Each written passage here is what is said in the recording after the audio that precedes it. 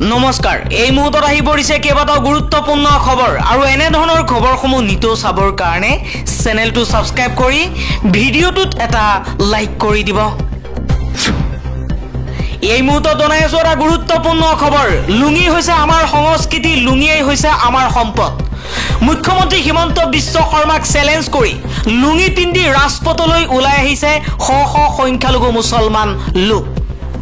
মুখ্যমন্ত্ৰী হিমন্ত বিশ্ব শৰ্মাই কৈছিল যিসকলে লুঙি পিন্ধে তেওঁলোক বাংলাদেশত যাব লাগিব, বাংলাদেশত গৈ লুঙি পিন্ধক।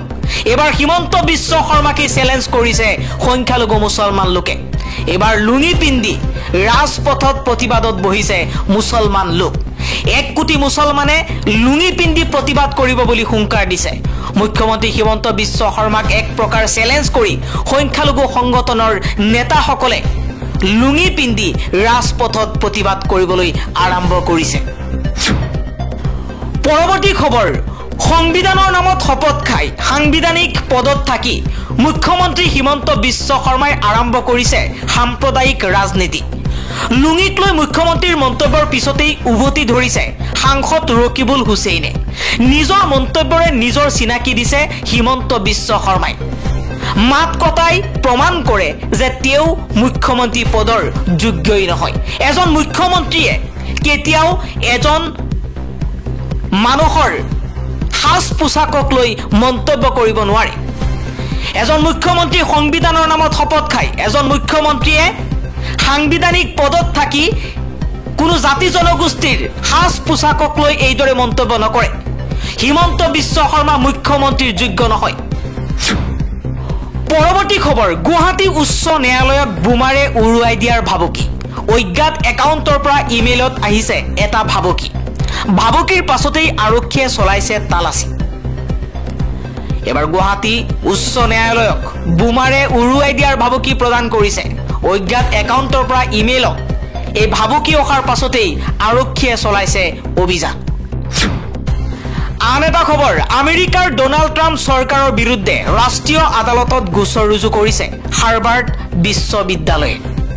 চৰকাৰৰ বিৰুদ্ধে ৰাজনৈতিক ক্ষমতাৰে শৈক্ষিক কাম কাজ নিয়ন্ত্ৰণৰ চেষ্টাৰ অভিযোগ।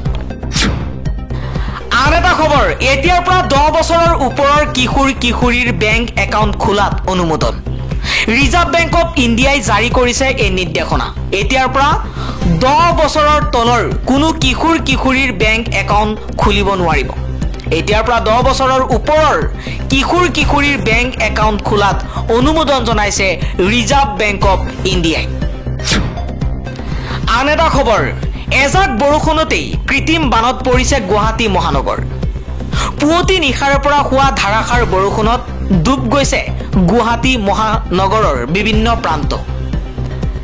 এজাক বৰষুণত মহাসাগৰ হৈ পৰিছে মহানগৰ। গুৱাহাটী মহানগৰত বৰষুণ দিলেই কৃত্ৰিম বানৰ সৃষ্টি হয়, কিন্তু চৰকাৰখনে বাৰম্বাৰ প্ৰতিশ্ৰুতি দিছে। অসমৰ বিখ্যাত চহৰ গুৱাহাটী মহানগৰ, কিন্তু বৰষুণ দিলেই মহাসাগৰলৈ ৰূপান্তৰিত হয়।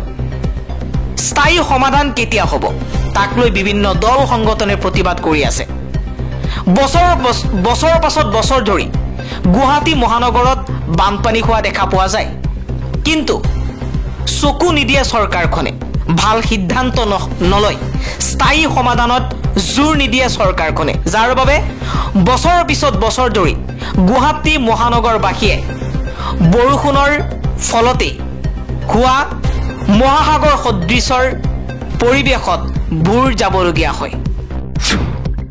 পৰৱৰ্তী খবৰ, যদি বিৰোধী হয় তেন্তে ইডি, CBI আৰু বিজেপি যোগ দিলে তেওঁক ৱাশ্বিং মেচিনত ধুই চাফা কৰি পেলোৱা হয়।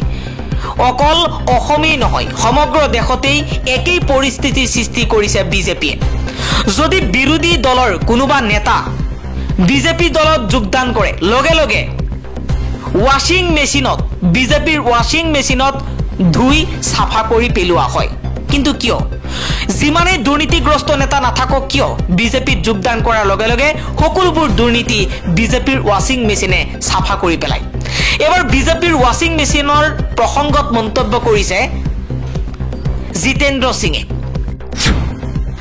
আন এটা খবৰ, লুঙি প্ৰসংগক লৈ মুখ্যমন্ত্ৰী হিমন্ত বিশ্ব শৰ্মাক উভতি ধৰিছে AIUDFৰ বিধায়ক আমিনুল ইছলামে কৈছে এগৰাকী মুখ্যমন্ত্ৰী হিচাপে আপুনি জানিব লাগে যে লুঙি কেৱল মিয়া মুছলমানসকলৰ পৰিধেয় বস্ত্ৰ নহয়। দ্ৰাবিড় মূলৰ লোকসকলে হাজাৰ হাজাৰ বছৰ ধৰি লুঙি পৰিধান কৰি আহিছে। দ্ৰাবিড় মূলৰ লোকসকল দক্ষিণ ভাৰতৰ লগতে বংগ, উৰিষ্যা আৰু অসমতো বসবাস কৰে। সেইকাৰণে তামিলনাডু, কেৰালা, অন্ধ্ৰপ্ৰদেশ, তেলেংগানা, পশ্চিমবংগ, বাংলাদেশ আৰু অসমৰো একাংশ লোকে লুঙি পৰিধান কৰে। তেওঁলোক দ্ৰাবিড়ীয় জনগোষ্ঠীৰ লোক, গতিকে বহু শতিকা ধৰি তেওঁলোকৰ এই সংস্কৃতি চলি আহিছে। লুঙি পৰিধান কৰাটো কোনো ধৰ্মীয় পৰিচয় বহন নকৰে। উত্তৰ ভাৰত আৰু পশ্চিম ভাৰতৰ মুছলমান লোকসকলেও লুঙি নিপিন্ধে, কাৰণ তেওঁলোক দ্ৰাবিড়ীয় মূলৰ নহয়। দ্ৰাবিড় মূলৰ হিন্দু, মুছলমান, খ্ৰীষ্টিয়ান সকলোৱেই লুঙি পিন্ধে। বাংলাদেশ আৰু পশ্চিম বংগৰ বহু বাঙালী হিন্দুৱেও লুঙি পিন্ধে, কাৰণ তেওঁলোক দ্ৰাবিড়ীয় মূলৰ সংস্কৃতি বহন কৰিছে। দক্ষিণ ভাৰতৰ ৰাজনৈতিক নেতাসকলে ৰাজহুৱা সভা সমিতি, আনকি বিধানসভাতো লুঙি পিন্ধি যোৱাটো এক সুলভ দৃশ্য। ইয়াৰ লগত ধৰ্মৰ কোনো সম্পৰ্ক নাই। সম্পৰ্ক অনাৰ্য দ্ৰাবিড়ীয় সংস্কৃতিৰ লগতহে সংপৃক্ত। গতিকে সস্তীয়া ৰাজনৈতিক স্বাৰ্থত কিবা কথা কোৱাৰ পূৰ্বে বিষয়টো ভালকৈ জানি লোৱা উচিত বুলি মুখ্যমন্ত্ৰী হিমন্ত বিশ্ব শৰ্মাক এই কথা সোঁৱৰাই দিলে AIUDFৰ বিধায়ক আমিনুল ইছলামে। পৰৱৰ্তী খবৰ, ৰেচন কাৰ্ড থাকিলেই কলেজত হ'ব বিনামূলীয়া নামভৰ্তি। নালাগে ইনকাম চাৰ্টিফিকেট, নালাগে গাঁওবুঢ়াৰ প্ৰমাণ পত্ৰ।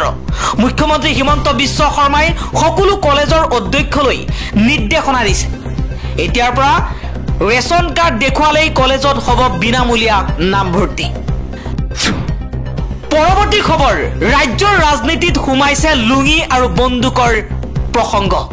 হঠাৎ গৰম হৈ পৰিছে ৰাজ্যৰ পঞ্চায়তৰ ৰাজনীতি।